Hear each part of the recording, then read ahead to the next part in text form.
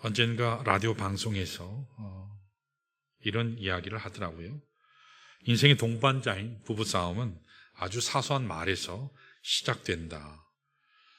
목동에 사는 어떤 주부의 경우입니다. 오래된 얘기예요. 어느 날 노끈을 버리지 않고 모는 모습을 이렇게 보던 남편이 한마디 합니다. 노끈 아시죠? 노끈이.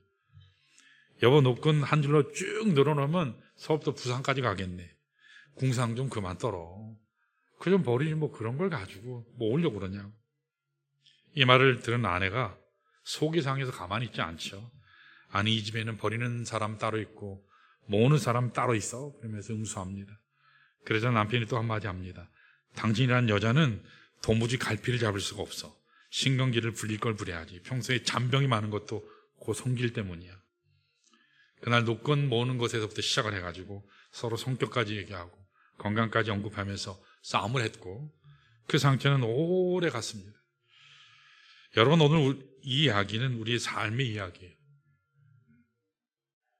우리 사람에게 있어서 이 혀라고 하는 것, 이 말이라고 하는 것이 얼마나 중요한가라는 것입니다. 사람들이 상처받고 힘들어하는 대부분의 원인을 이렇게 살펴보면 그 원인은 대부분 말이에요. 말. 목회하면서 제일 힘든 게 말이더라고요. 목사는 말을 많이 해야 되잖아요. 그러니까 실수가 많죠. 실수 안 하려면 말을 안 해야 되거든요. 근데 말을 많이 하게 돼요. 그래서 목회가 어려운 것 같아요. 우리 많은 사람들 경우에 별 생각 없이 내뱉었던 한마디 말이 비수같이 사람들을 찔러서 파괴시키고 고통 가운데 처하게 할 때가 얼마나 많습니까? 그러나 우리가 아름다운 말을 사용하면 힘이 되고 격려가 되는 말을 사용하면 수많은 사람들이 다시 일어설 수 있게 만듭니다.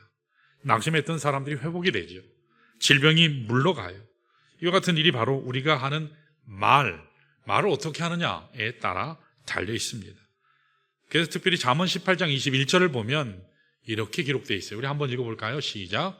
죽고 사는 것이 혀의 힘에 달렸나니 혀를 쓰기 좋아하는 자는 혀의 열매를 먹으리라. 그렇게 얘기했어요. 우리 혀가 남겨주는 열매가 있다. 그런 얘기죠. 어떤 의미에서는 우리는 우리 혀가 남겨준 열매를 매일 우리의 삶 속에서 먹고 산다라고 얘기할 수도 있습니다. 사랑하는 여러분, 우리가 좋은 혀를 가지고 좋은 열매를 남기게 되면 행복과 축복을 누리게 될 것입니다. 그러나 반대로 악한 혀를 가지고 악한 열매를 맺게 되면 우리의 삶이 악하고 황폐하게 될 수밖에 없습니다. 오늘 우리들 가운데 자녀를 둔 부모님들 중에서 자녀가 행복하기를 원치 않는 부모 아무도 없습니다. 다 행복하기를 원해요. 잘 되기를 원합니다. 수많은 위인들의 경우를 보면 그 뒤에는 반드시 성공을 이루게 한 말이 있었어요. 언어, 말이라고 하는 것이 있었습니다. 행복한 사람은 그를 행복하게 만들어주는 말, 언어가 있었어요. 그러므로 우리가 기억해야 될 것은 말이라고 하는 것은 보이지는 않지만 무한한 창조력과 힘을 가졌다라는 사실이에요. 우리 인생의 최대 에너지가 되는 것이 말이라고 하는 것, 이것을 오늘 우리가 기억해야 됩니다. 오늘 이 시간 이와 같이 소중한 창조의 힘을 가진 이 언어를 과연 우리는 어떻게 사용하고 있는가 점검할 필요가 있습니다. 우리의 언어를 파괴하고 저주하는 데 사용하면 당연히 우리 주위에 있는 사람들은 저주받고 파괴되는 사람들이 생겨나게 돼요. 반대로 우리의 언어를 행복을 나누고 축복을 나누는데 사용하면 관계가 회복이 돼요. 낙심했던 심령들이 일어나게 됩니다. 깨어지고 분열됐던 공동체가 아름답게 그리스도 안에서 모든 축복을 누리는 하나가 됩니다. 그러므로 우리가 매일 사용하는 이 말이 얼마나 중요한지 우리가 이 시간 생각했으면 참 좋겠어요. 이 말이 변화되지 않으면 여러분 절대 사람의 삶은 변화되지 않더라고요. 이런 의미에서 우리가 이제 오늘 12월 1일이죠. 마지막 한 해 마무리하는 이 마지막 달에 다른 무엇보다도 우리 언어가 축복을 남기는 언어가 되자라는 다짐을 했으면 좋겠습니다. 우리 한번 따라해 볼까요? 우리의 말이 행복을 만드는 언어가 되자. 한 번 더요. 우리의 말이 격려를 만드는 언어가 되자. 그래서 말할 때 항상 축복합니다, 사랑합니다, 옷을 입었어도 참 이렇게 펑퍼짐하게 입으면 뭐 옷을 뭐 그런 걸 입고 왔냐 이렇게 얘기하는 게 아니라 참 여유롭게 편안하게 잘 입고 오셨네요.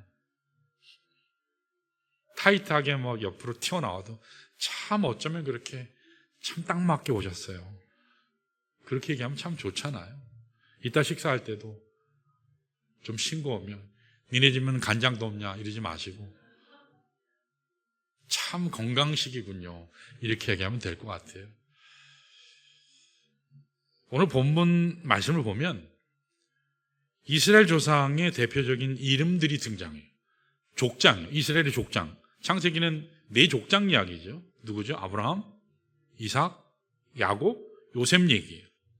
그런데 이 네 사람을 얘기하는데 특이한 게 하나가 있어요. 이 네 조상들은 하나님이 주신 약속으로 이렇게 연결되어 있어요. 약속. 약속이라고 하는 것, 하나님의 말씀의 약속이라는 것으로 네 족장이 쫙 연결이 되어 있어요. 예를 들면 하나님께서 아브라함에게 축복을 약속하셨잖아요. 이게 창세기 12장이 기록됐는데 축복의 약속이 이렇게 아브라함에게 머문 것이 아니라 이삭에게, 야곱에게, 요셉에게 계승이 돼요. 그런데 중요한 게 무엇으로 계승되는지 아세요? 하나님이 주시는 약속으로 네 족장이 연결되어 있는데 이것이 계승이 되는데 그 계승을 하는 수단, 방법이 뭐냐? 말이에요. 말로 축복이 전해져요. 말로 하나님의 약속이 이렇게 내려가요. 말이요. 말로 전달돼요. 아브라함과 이삭과 야곱과 요셉은 하나님께서 그들의 시간과 공간이라는 세대에 주신 사명이 있었고 그것을 그들이 동시에 이뤄가면서 그것을 연결시켜 준 것이 하나님의 축복의 약속이거든요. 성경을 보면 창세기 처음부터 끝까지 보면 계속 하나님의 약속이 반복돼요. 계속 반복돼요. 그러면서 그 약속을 말로 계속 전해서 내려가요. 말이요. 창세기 12장 2절에 보면 이렇게 나와요. 우리가 잘 알죠? 읽어볼까요? 시작. 내가 너로 큰 민족을 이루고 내게 복을 주어서 내 이름을 창대하게 하리니 너는 복이 될지라. 그렇게 말씀했어요. 26장을 보시면 야곱이 아버지 이삭에게 축복의 기도를 받는 장면이에요. 말로 기도하잖아요. 그 축복은 말로 전해지는 거예요. 물론 야곱이 속임수를 썼어요. 절대로 그런 거 하면 안 되는데 형 에서의 장자권을 빼앗기 위해서 팥죽 한 그릇에 팔아서 쟁취한 후에 별미를 만들어서 눈먼 아버지 이삭을 찾아가서 마치 자기 형인 것, 장자인 것처럼 속여서 축복을 받아내죠. 여기까지 분명히 야곱이 잘못했어요. 그 방법은 잘못됐습니다. 그러나 창세기 27장을 살펴보면 이 아버지가 자녀에게 부어주는 축복의 영향력, 이게 얼마나 큰가, 그 사실이 거기에 나와요. 거기에 우리가 자녀를 위해 축복의 말을 한다는 것이 얼마나 큰 열매를 맺는가라는 대단히 좋은 예를 확인할 수 있어요. 여러분, 이삭이 야곱을 축복하거든요. 선포해요. 우리 27장 29절 한번 볼까요? 이렇게 선포해요. 읽습니다. 시작. 만민이 너를 섬기고 열국이 내게 굴복하리니 내가 형제들의 주가 되고 내 어머니의 아들들이 내게 굴복하며 너를 저주하는 자는 저주를 받고 너는 축복하는 자는 복을 받기를 원하노라. 그렇게 축복하면서 기도했어요. 무엇으로요? 말로. 이삭이 야곱에게 이렇게 축복을 주었는데 신기한 것은 성경을 보면 축복한 내용 그대로 야곱의 생애에서 이루어져요. 축복한 그대로 이루어져요. 여러분, 이거 굉장히 중요한 내용이에요. 29절을 지금 읽었죠. 자, 반면에 한 발 늦게 찾아왔던 에서가 아버지에게 축복을 요청했어요. 축복을 요청했는데 이미 이 이삭은 야곱에게 축복을 다 쏟아부었거든요. 때를 써요. 있는 거라도 좀 달라고. 그래서 남은 축복은 없었지만 그래서 남은 축복을 조금 이야기해줘요. 27장 40절 상반절에 이렇게 나와요. 우리 한번 볼까요? 읽습니다. 시작. 너는 칼을 믿고 생활하겠고 내 아우를 섬길 것이며. 축복을 줬는데 이것밖에 줄 수 없었어요. 그런데 저거 그대로 이루어져요. 사랑하는 여러분, 우리가 우리 자녀에게 축복의 풍성한 언어를 사용하면 내 자녀에게 축복의 풍성한 언어를 사용하면, 다시 말해서 우리가 자녀에게 풍성하게 축복하면 축복한 그대로 될 줄 믿습니다. 굉장히 중요한 이야기. 그러나 반대로 우리가 우리 자녀에게 저주의 말을 쏟아부으면 저주가 그대로 전해져서 우리 자녀가 황폐한 삶을 살게 됩니다. 이 사실을 잘 경험했던 야곱이 자기 12아들을 축복할 때 어떻게 했는지 아세요?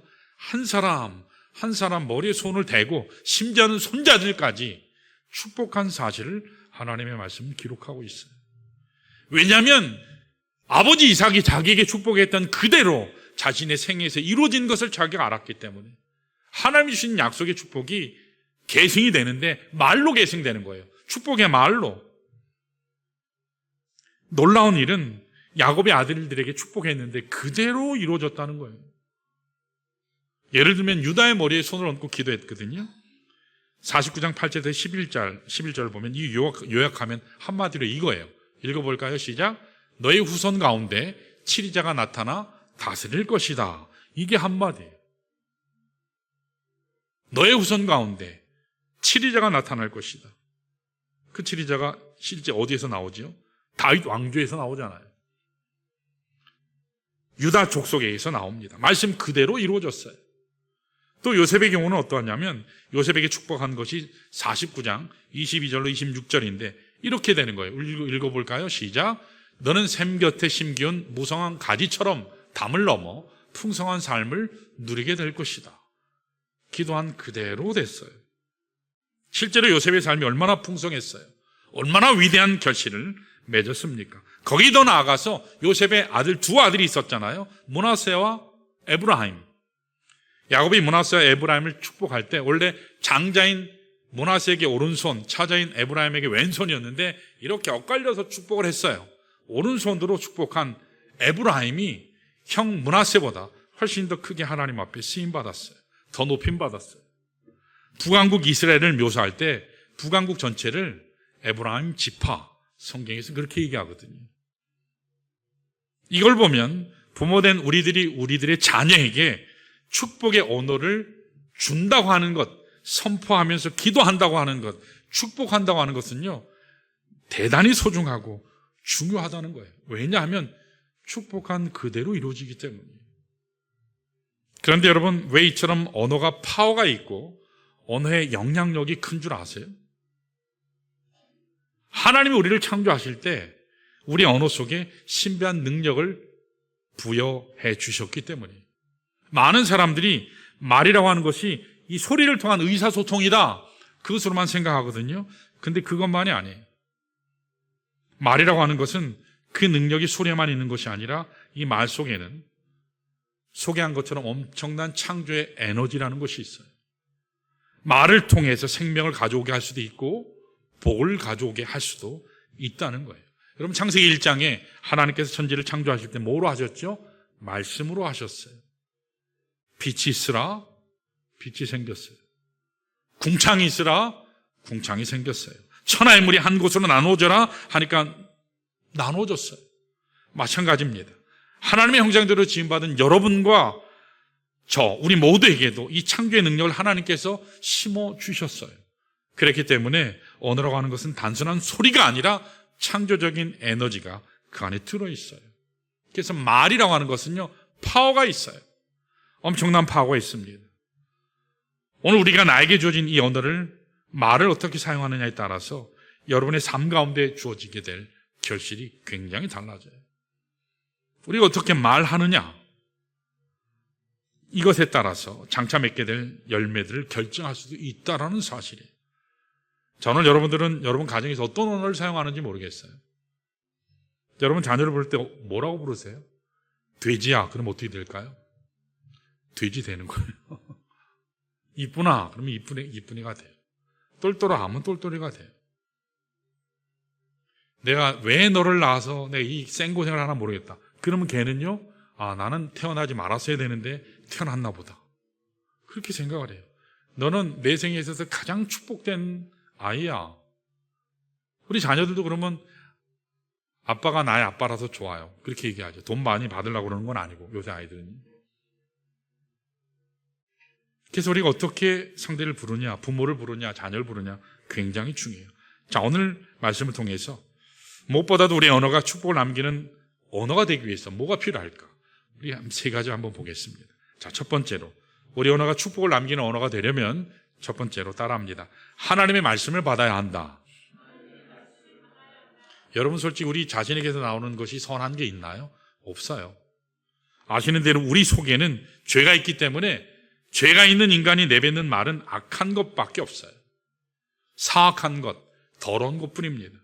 그러나 우리 심령 속에서 하나님의 말씀이 가득 담기면 말씀이 주는 그 능력이 우리 언어를 통해서 나타나게 돼요.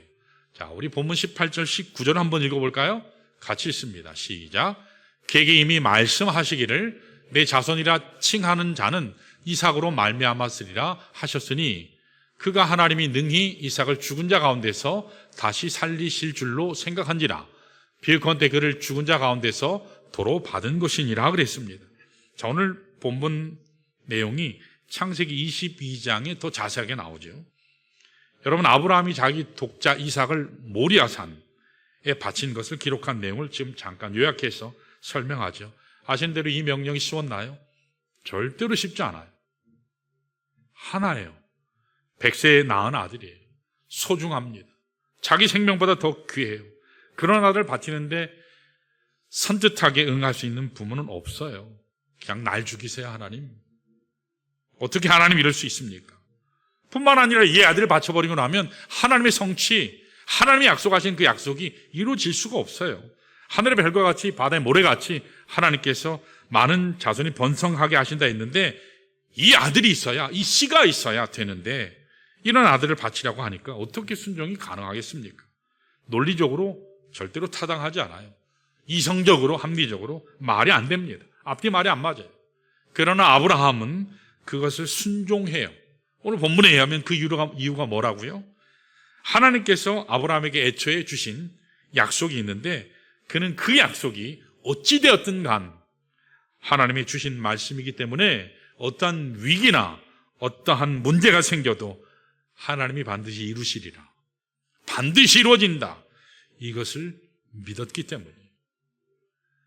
내 이성으로는, 내 경험으로는 도저히 해석이 안 되고 내가 할 수는 없지만 하나님이 말씀하셨기에 반드시 그 과정이 어떤지 모르지만 결과는 반드시 하나님께서 이루시리라. 그것을 믿었어요. 그래서 아브라함의 마음속에는 창세기 15장에 너의 씨를 통하여 모든 족속이 번성케 되리라 이 약속의 말씀을 이미 받았거든요. 그걸 받았고 그 받은 말씀이 분명했기 때문에 환경이 변하고 시간이 변하고 조건이 변하고 수많은 사건이 벌어졌어도 아브라함은 항상 똑같이 생각했어요.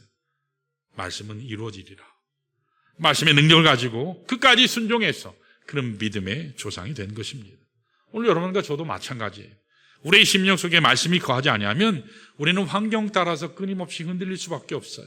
내 마음에 하나님의 말씀이 굳건히 담겨져 있지 않으면 끊임없이 사람 따라 흔들리게 됩니다. 내 가슴 속에 하나님의 말씀이 역사하지 아니하면 내 속에서 나올 수 있는 것은 추악한 더러운 말밖에는 나올 것이 없습니다. 그러므로 우리의 속심령이 하나님의 말씀으로 충만하게 채워질 때 우리 마음이 변하게 됩니다. 우리의 생각이 변하게 됩니다. 우리의 언어가 변하게 됩니다. 우리의 삶이 변하게 될 줄로 믿습니다. 여러분 누가복음 6장 45절에 예수님께서 이렇게 얘기하셨어요. 우리 한번 읽어볼까요? 시작. 자, 선한 사람은 마음에 쌓은 선에서 선을 내고 악한 자는 그 쌓은 악에서 악을 내나니 이는 마음에 가득한 것을 입으로 말함이니라 그랬습니다. 결국 우리의 언어는 뭐라고요? 내 마음에 쌓아놓은 것을 말하는 게 언어예요. 평소에 내가 쌓아놓은 것이 무엇이냐? 그것이 나의 언어를 결정해요. 여러분 어떠세요? 여러분 심령에 가득 쌓여져 있는 게 뭐예요? 불평이요? 불안이요? 오늘 우리 마음속에 무엇이 가득 차 있습니까? 여러분 한번 살펴보셔야 돼요. 여러분 스스로를 보시길 바라요. 여러분 연세 드신 분들은 한환상 교수를 아마 아실 거예요. 한환상. 후에 이분이 적십자 총재도 되셨고, 부총리 겸 통일원 장관도 하시고, 교육인적 자원부 장관을 역임하셨습니다. 원래 이분은 서울대학교 사회학과 교수였어요. 그런데 신군부 시대 때 1980년 대학 교수를 박탈당해요. 감옥에 투옥되는 일을 당했습니다. 신군부 시절이에요. 이분이 대학 교수직을 박탈당하고 감옥에 가 있으니까 아무 잘못이 없는데 무슨 마음이 들었을까요? 굉장히 분노가 쌓였어요. 부조리한 사회 모습, 깨어지고 유린당하는 정의, 인권. 이때는 너무 인권이 유린당했죠. 지금은 너무 인권 그러느라고 지금 이 나라가 혼란이 있긴 하지만 정의 인권을 보면서 유린당하는 사람들, 죽어져가는 사람들 보면서 그 마음속에 일어나는 분노, 이걸 표현할 길이 없었어요. 그래서 분노가 가득했습니다. 더군다나 감옥에 있으니까 얼마나 힘들었겠습니까? 기쁨이 있을 리가 없죠. 그냥 그대로 그를 두었으면 감옥이 그를 아마 구속하고 말았을 거예요. 마음의 분노 때문에 아마 먼저 쓰러졌을 겁니다. 그런데 어느 날 어떤 분이 면회를 오셨는데 이 한환상 교수에게 성경책을 주고 가셨어요. 또 한환상 박사는 원래 교회를 다니셨던 분이고 제가 알기로는 신학도 좀 공부를 하신 분이에요. 그 전까지 성경을 제대로 못 읽었는데 그때부터 제대로 성경을 읽기 시작했대요. 감옥에 있으니까 할 일이 없죠. 성경을 읽고 또 읽고 또 읽고 묵상하고 읽고 성경만 아침부터 저녁까지 성경만 읽었어요. 하나님의 말씀을 읽고 또 읽고 오니까 뭐가 쌓이죠? 하나님의 말씀이 쌓이는 거예요. 하나님의 말씀이 자꾸 쌓여요. 생각이 변화되기 시작했어요.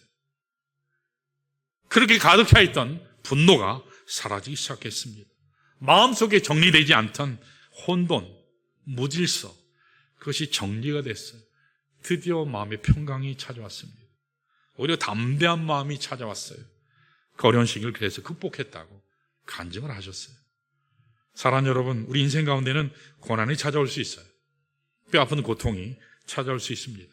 모두가 몰라주고 그 환경 가운데 짓눌려서 쓰러질 때가 있어요. 나 혼자밖에 없구나. 이 세상에는 나 혼자밖에 없구나. 그러나 아무리 환경적인 것이 어려워도 내 마음속에 붙들 수 있는 마음, 이 말씀만 있다면 여러분 이겨낼 줄로 믿습니다. 하나님의 말씀이 우리를 살린다는 것이에요. 참으로 중요한 것은 내가 어떠한 환경에 처한다 할지라도, 내가 어떠한 사람 가운데 짓눌림 당한다 할지라도 정말 붙들 수 있는 하나님의 말씀을 붙잡으면 여러분 살 줄로 믿습니다. 여러분 이 말씀을 소유하지 못하면 심령의 평안을 소유할 수 없어요. 그러므로 우리에게 먼저 필요한 것은 뭐가 필요하다고요? 하나님 말씀 받는 거예요. 그래서 제일 먼저 일어나서 하셔야 되는 게 말씀 보시기를 축원합니다. 말씀 읽으시기를 바랍니다. 근데 이게 안 되죠. 일어나시면 여러분 뭐 하냐고 제가 한번 물어보고 싶어요. 다 일어나면 뭐 하세요? 제일 먼저 뭐 하세요? 제일 먼저 하나님 말씀으로 충만하시기를 축원합니다. 그래야 우리의 언어가 거룩한 언어가 돼요. 자, 두 번째로 우리 따라할까요? 믿음에서 나와야 한다. 우리의 언어가 축복된 언어로 되려면 믿음에서 나와야 돼요. 말이 믿음에서 나오는 언어가 돼야지 이것이 행복한 언어, 축복의 언어, 격려의 언어가 돼요. 자, 우리 다 같이 20절, 21절 한번 볼까요? 같이 읽습니다. 시작. 믿음으로 이삭은 장차 있을 일에 대하여 야곱과 에서에게 축복하였으며 믿음으로 야곱은 죽을 때에 요셉의 각 아들에게 축복하고 그 지팡이 머리에 의지하여 경배하였으며 그랬습니다. 우리의 언어가 입에서 그냥 나왔을 때에는요 가치 없고 능력이 없어요. 그냥 내 입에서 나오는 말은 가치가 없어요. 능력이 없어요. 영향력이 없어요. 자, 그런데 이 언어가 믿음 가운데서 하나님의 말씀을 의지하는 그 믿음 가운데서 행해지면 능력이 생겨요. 가치가 있게 생겨요. 영향력이 있어요. 똑같은 말이라도 그냥 하는 말과 믿음을 담고 하나님의 말씀을 붙잡고 그리고 믿음을 담고 하는 그 언어는 권세가 있어요. 파워가 달라요. 믿음을 가지고 선포하게 되면 기적이 나타납니다. 경이로운 능력이 행사돼요. 여러분 이거 경험하시기를 축원합니다. 20절 21절을 보면 특별히 이삭이 야곱을 축복할 때 야곱이 또 아들들 축복할 때 사용하는 공통적인 단어가 있어요. 그게 뭐라고요? 믿음으로. 믿음으로. 내 능력은 아니지만 하나님이 약속하신 그 말씀을 붙잡고 내가 믿음으로. 21절에도 믿음으로 야곱은 그랬어요. 여기 있는 이들은 자기 자녀를 축복하고 축복의 언어를 선포할 때 그냥 축복하는 게 아니고요. 믿음을 가지고 믿음의 언어를 사용했다는 거예요. 이것이 오늘 우리의 삶을 변화시킵니다. 이것이 중요한 능력의 원천이 될 수 있어요. 여러분 마가복음 11장을 보면서 깜짝 놀랄 수 있는 대목이 하나 나와요. 마가복음 11장 말씀을 깊이 묵상하면 굉장히 유익해요. 마가복음 11장을 보시면 예수님께서 시장하셨거든요. 이스라엘 팔레스타인 그 지역에는 무화과가 많거든요. 무화과 나무. 요새 마켓에 한국에도 무화과 있잖아요. 사면 빨리 먹어야 되잖아요. 금세 상해요. 무화과를 찾아가서 무화과 나무를 찾아가셔서 좀 먹을 거 없나 살피셨는데 아무것도 없었어요. 나무만 풍성하고 잎만 풍성하고 열매가 없는 거예요. 겉에만 번지르한 거죠. 이스라엘 상징하거든요. 바리새인을 상징해요. 그래서 그 나무를 저주하셨어요. 자, 14절 볼까요? 마가복음 11장 14절 같이 읽습니다. 시작. 예수께서 나무에게 말씀하여 이르시되 이제부터 영원토록 사람이 내게서 열매를 따먹지 못하리라 하시니 제자들이 이를 듣더라 그랬어요. 따먹지 못하리라 저주하셨어요. 그리고 그 다음날 성문을 나오다가 보니까 진짜 그 나무 위에서 끝까지 나무 뿌리까지 하얗게 말라있는 것을 본 것입니다. 그것을 목격한 베드로가 이야기를 해요. 21절 한번 읽어볼까요? 21절 시작. 베드로가 생각이 나서 여짜오되 라피어 보소서 저주하신. 베드로가 보니까 예수님께서 저주하셨는데 완전히 말라버렸어요. 선생님 보십시오. 어제 주님께서 말씀하셨는데 그 무화과 나무가 완전히 하얗게 나무 뿌리까지 말라 있습니다. 그때 예수님께서 22절, 23절에 이렇게 말씀하세요. 자, 이 말씀을 잘 보세요. 22절, 23절 시작. 예수께서 그들에게 대답하여 이르시되 하나님을 믿으라. 내가 진실로 너에게 이르노니 누구든지 이 산더러 들려 바다에 던져지라 하며 그 말하는 것이 이루어질 줄 믿고 마음에 의심하지 아니하면 그대로 되리라. 자, 저기 보시면 그 말하는 것이라고 나왔어요. 뭐요? 말하는 것. 말하는 것이 이루어질 줄로 믿고 마음에 의심하지 아니하면 그대로 되리라. 사랑하는 여러분, 산을 들어서 바다로 던진다는 게 이거 가능한 일인가요? 이거는 보통 일이 아니에요. 불가능해요, 우리 힘으로. 이것이 가능한 일이 아니에요. 근데 마가복음 11장 22절 23절에 보면 이 일이 가능하대요. 근데 누가 이 일을 할 수 있다고 말씀해요? 예수님이요? 하나님이요? 거기 그렇게 안 나와 있어요. 잘 보세요. 우리 다시 한번 띄워주실래요? 23절. 저기 뭐라고 돼 있어요? 너희에게 이르노니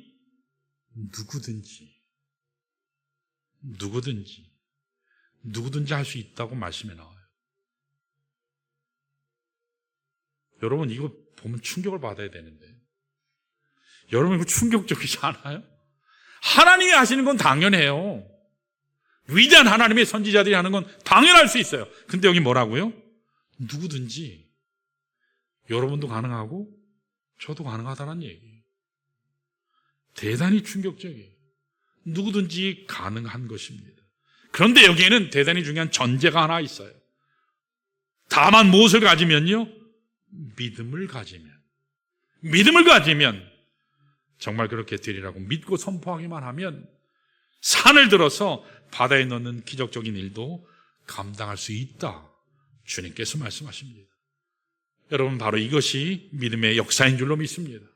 오늘 저와 여러분이 하나님을 믿는다 고백은 하지만, 말들은 열심히 하지만 이 같은 차원의 믿음을 한 번도 경험하지 못했기 때문에 우리는 추상적인, 피상적인 그런 차원에서 인생을 사는 거예요. 그러나 참으로 하나님께서 하실 수 있다, 하나님이 하실 수 있다, 이 믿음을 분명히 하고 하나님을 믿는 믿음을 가지고 선포하면 우리가 지금까지 경험하지 못했던 놀라운 능력, 기적이 실제로 우리 삶 가운데 일어나게 될 줄로 믿습니다. 이것을 체험하게 될 때 신앙의 변화가 있어요. 신앙의 성장이 있어요. 신앙이 성숙하게 됩니다. 우리의 믿음의 언어가 세상을 변화시키게 돼요. 그래서 하나님의 영광을 드러낼 수가 있게 되는 거예요. 여기 어떤 한인교회 목사님께서 집회를 가셨어요. 유명한 목사님. 초청 가셨는데 말씀에 너무 은혜가 됐죠. 부흥했으니까. 초청을 해요. 베프티스트는 원래 초청하거든요. 초청하면 여기 쫙 무릎 꿇고 앉아서, 요새는 관절이 아픈 관계로 여러분을 초청을 안 해요. 쫙 무릎 꿇고 기도해요. 초청 시간에 여기 앉아있는 성도, 교회가 꽤 큰데 수천 명 모이는 교회인데 90%가 나왔어요. 그러니까 여기 사이사이도 앉고 강단 위도 올라오고 기도받겠다고 올라온 거예요. 모두가 질병의 문제로, 상처의 문제로, 아픔의 문제로 올라왔어요. 하나님 나를 낫게 해주십시오. 이 결박에서 해방되고 싶습니다. 단임 목사님께서 강사 목사님께 부탁했어요. 목사님 힘드시겠지만 여기 올라오신 모든 성도들 목사님 축복 기도해 주세요. 얼마나 힘드셨겠어요. 목사님요 가면서 이러면서 뭐 머리도 손 얹고 기도하셨다고 하더라고요. 2시간 동안 하셨대요. 2시간. 강사 목사님이 땀을 뻘뻘 흘리면서 축복 기도를 해 주셨습니다. 자, 그리고 목사님은 돌아가셨어요. 2주 후에 그 초청했었던 교회 담임 목사님에게 전화가 왔대요. 많은 사람들의 질병이 나았을까요? 안 나았을까요? 나았어요. 심령의 평강을 누리게 됐을까요? 안 됐을까요? 누렸어요. 엄청난 기쁜 소식을 주셨어요. 이것을 보고 나서 그 목사님께서 이렇게 고백을 하셨어요. 오늘도 하나님께서는 기적을 집행하시는데 하나님의 기적을 방해하는 가장 큰 적, 하나님의 은혜를, 하나님의 기적을, 능력을 방해하는 가장 큰 적은, 어쩌면 그 유일한 적은 우리의 불신앙이다. 믿지 아니하는 불신앙이다. 하나님은 하실 수 있다. 말은 하는데 실제로 할 수 있나? 내가 치유될까? 그 불신앙이 치유받지 못하고 회복하게 하지 못한다. 그렇게 간증을 하셨어요. 사랑하는 여러분, 하나님의 기적에 한계가 있는 게 아닙니다. 하나님의 능력에 한계가 있는 게 아니에요. 한계가 있는 것은, 문제가 있는 것은 하나님의 베푸시는 능력을 믿지 아니하는 우리의 불신앙이라는 거예요. 이게 될까? 여러분 기도해 보셨어요? 해보셨어요? 하나님의 능력 붙잡고 여러분 기도하면 하나님께서 응답하실 줄로 믿습니다. 오늘 이 시간 여러분 정말 마음속에 하나님이 하실 수 있다 믿음 가지고 여러분 기도하시기를 축원합니다. 선포하시기를 축원합니다. 하나님께서 이루실 줄로 믿습니다. 우리의 말이 축복이 되려면 먼저 하나님의 말씀을 내가 받아야 돼요. 그 말씀을 통해서 주어진 언어가 행복을 주어주고 축복을 주는 언어가 돼요. 그리고 그 언어가 믿음이 동반이 되면 축복의 열매를 맺는 위대한 언어가 된다는 사실이에요. 자, 마지막 세 번째, 우리 따라할까요? 사랑으로 세워야 한다. 사랑으로 세우는 말이 돼야 돼요. 우리의 말이 사랑으로 세우는 말이 될 때, 그때 우리가 남기는 열매가 축복이 되고 아름답게 돼요. 말을 하는데 꼭 밉게 하는 사람이 있어요. 가시가 있어요. 가시.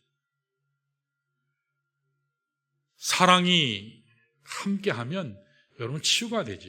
자, 우리 22절을 한번 볼까요? 22절 같이 읽습니다. 시작. 믿음으로 요셉은 임종시에 이스라엘 자손들이 떠날 것을 말하고 또 자기 뼈를 위하여 명하였으며 그랬어요. 여기 요셉이 임종시에 이스라엘 자손에게 말했던 내용이 여기 기록되어 있습니다. 특별히 여기 있는 본문은 창세기 50장 말씀과 연결돼서 묵상을 해야 돼요. 요셉이 남아있던 형제들과 이스라엘에게 행했던 위대한 이 말이 거기에 나와 있어요. 여러분, 요셉과 형들의 사이는 어땠죠? 불구대천. 왼수지간이에요, 왼수지간. 누군가는 없어져야 되는 그런 사이였어요. 그런데 창세기 50장 말씀을 보면, 와, 요셉이 정말 위대하다. 정말 위대하다라는 사실을 깨닫게 돼요. 그런데 요셉의 위대함이 고난 속에서도 성공했다. 그 사실에만 있는 게 아니에요. 고통 속에서 그는 기어코 성공했다. 거기에만 있는 게 아니에요. 물론 노예로 끌려갔어요. 열심히 일했는데 감옥 갔어요. 투옥됐어요. 무고죄 받았어요. 열심히 도와줬는데 이침당했어요. 사람들에게 버림당했어요. 가진 고생을 다하면서 그러한 고난 가운데서도 포기하지 아니하고, 물론 애굽의 총리까지 올라가는 강인한 능력, 그것도 위대하다 얘기할 수 있어요. 그러나 그것 못지않게, 더 위대한 면이 뭔지 아세요? 그게 창세기 50장 19절부터 21절에 기록되어 있어요. 지금까지 자기에게 고통을 안겨주었던 근본 원인자들이 누구죠? 형들이에요. 형들이에요. 아무리 미워도 그렇지 어떻게 죽으라고 구덩이에 집어넣어놓고 죽게 냅두는 형이 어디 있어요?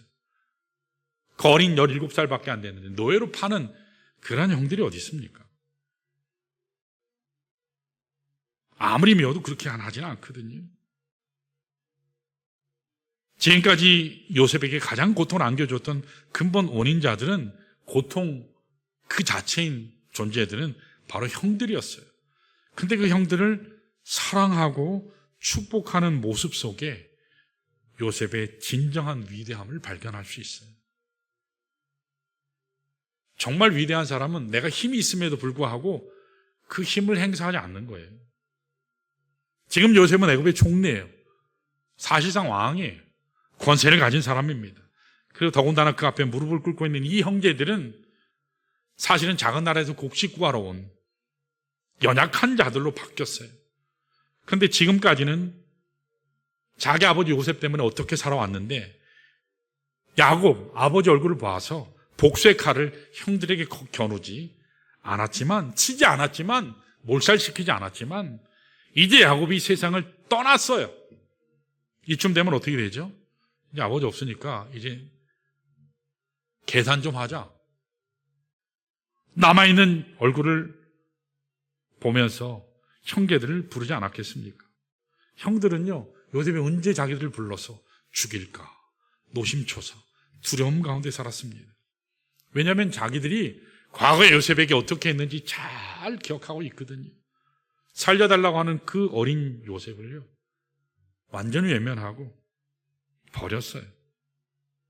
그렇게 두려운 마음으로 찾아와서 무릎을 꿇고 벌벌 떨죠.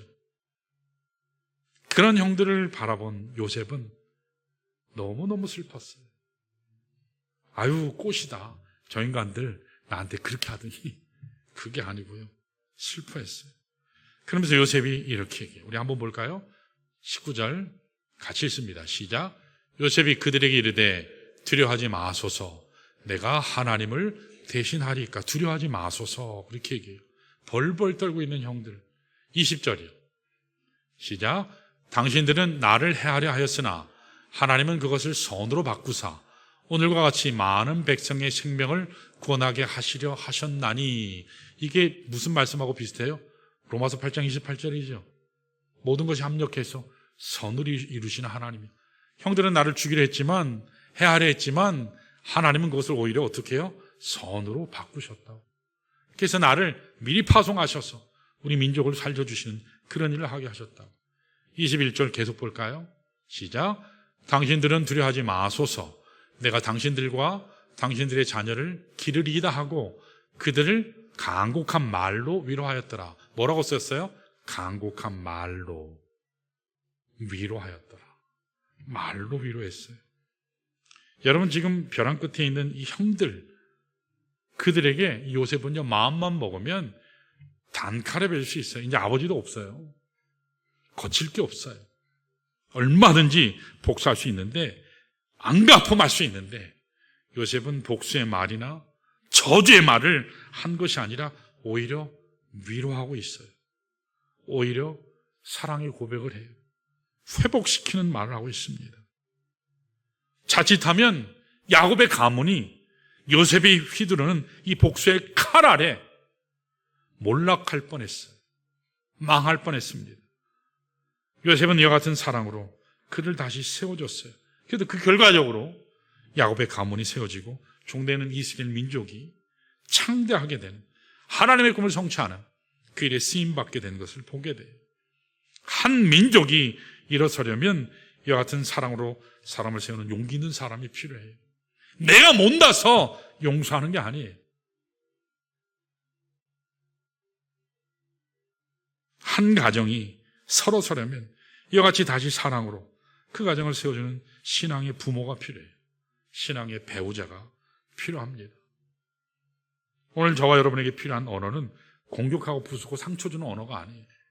사랑하고 격려하고 세우는 언어가 되어야 될 줄 믿습니다. 자, 우리 옆에 한번 지긋한 눈빛으로 우리 사랑합니다. 정말로 축복합니다. 지긋한 눈빛으로. 예. 여러분, 자녀들이 행복하기를 원하시죠? 아멘 하신 분만 복 받으시기 바랍니다. 가정의 행복한 터전 되시기를 원하시죠? 예, 아멘 크게 하셔야 돼요. 그래야 하나님 그 복이 내게 오죠. 아멘 할 때는 안 하고 가만히 앉아 있다가 인상 쓰고 그러시면 안 되고.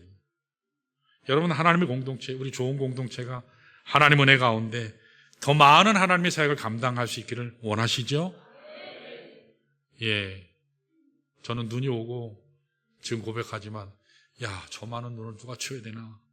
눈 오는 날, 군대 가기 전까지만 해도 참 좋았어요. 그렇죠? 우리 형제들 알죠? 군대 눈 오면 와, 이건 막 미치는 거죠. 그거 다 치워야 되거든요. 깨끗해질 때까지. 특별히 사단장이 오면 난리 나요. 완전히 그냥 깨끗하게 해야 되거든요. 처음에는 저하고 집사람 둘이 나갔어요. 우리 즐거움으로 하자. 사진 한 칸씩 찍고 서로 기념사진 하나씩 딱 찍고 시작! 그러면서 이제 열심히 치웠어요. 이거는 치워도 끝이 없네요. 치웠더니 또 쌓였어요. 치웠더니 또 쌓여요. 좋은 생각, 우리 김전 집사님이 와서 셋이서 했어요. 그리고 김면 자매가 또 왔나요? 수요일 날 붙어서 10명이 또 했어요. 한 번 치우고, 2번 치우고, 3번 치우고. 저 보셨죠? 우리 난간 쓰러진 거. 그걸 보면서 와, 눈무게가 어떻게 저렇게 무겁지? 나중에 그 습설이라 그러죠. 습설. 3배나 무겁대잖아요. 근데 제가 못 견뎌가지고 저기 어지간한 방대호 집사님이나 우리 방대호 집사님 그 한 대여섯 명 올라와도 저거 안 쓰러지거든요. 근데 제가 주저앉는 걸 보면서 지붕이 걱정이 되는 거예요. 우리 자매님들은 안 올라가 보셨죠? 우리 지붕, 여기 본당 전체를 덮고 있는 지붕이 굉장히 커요. 올라갔더니 무릎까지 쌓여 있었어요. 우리 어떤 자매님이 목사님이 올라가셨는데 무릎까지 눈이 쌓였대. 그랬더니 여기가 강원도냐? 그러면서 그렇게 쌓이는 거 거짓말 하지 말라고 그랬다 하더라고요. 진짜 쌓였어요. 무릎까지 들어갔어요. 그래서 제가 그 끄트머리를 치우고 왔다 갔다 2번 치우는데 옛날에 제가 포병했을 때 같았으면 다 치웠을 거예요. 한 2번 치우고 나니까 완전히 그냥 온몸에 난리가 나는 거예요. 몸사료. 전화 안 해나 다 김창희 집사님하고 치우다가 그 다음 날에 4명의 형제들이 왔어요. 얼마나 고마운지. 그리고 어제는 8명의 형제들이 오셔가지고 아까 얘기했죠. 시설관리 특별보조팀이라고 그래가지고 특별 구성해서 오셔서 야, 이러다 교회 무너진다 해서 단톡방도 만들고 8명 올라가서 다 치웠다는. 제가 전화 안 했어요. 일부러 형제들에게, 자매들에게. 하나님이 하세요. 하나님이 하실 줄 믿습니다. 세웠는데 뭐 하나님이 무너지게 하실까요?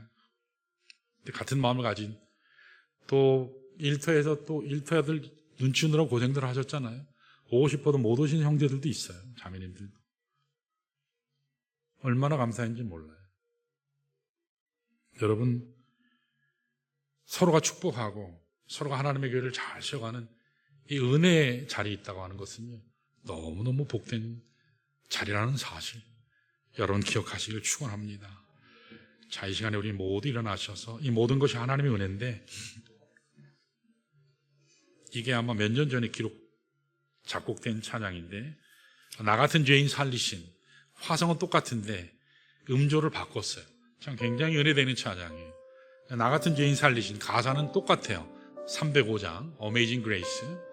근데 이거를 CCM으로 아마 어노인팅 팀에서 만든 것 같은데 참 은혜스럽게 만들었습니다. 지금까지 베푸신 하나님 은혜를 감사하며 우리를 살리신 하나님 감사합니다. 우리가 더 축복의 언어로 우리의 자녀들에게 복을 끼치고 이웃에게 복을 끼치고 하나님의 교회가 더 든든히 선한 영향력이 되어서 우리 이민족을 위해서 한국 교회를 위해서 귀하게 쓰임받는 우리 되게 해달라고, 축복의 공동체 되게 해달라고. 우리 이 시간에 다 같이 우리 두 손 들고 나 같은 죄인 살리시 찬양 같이 하시겠습니다.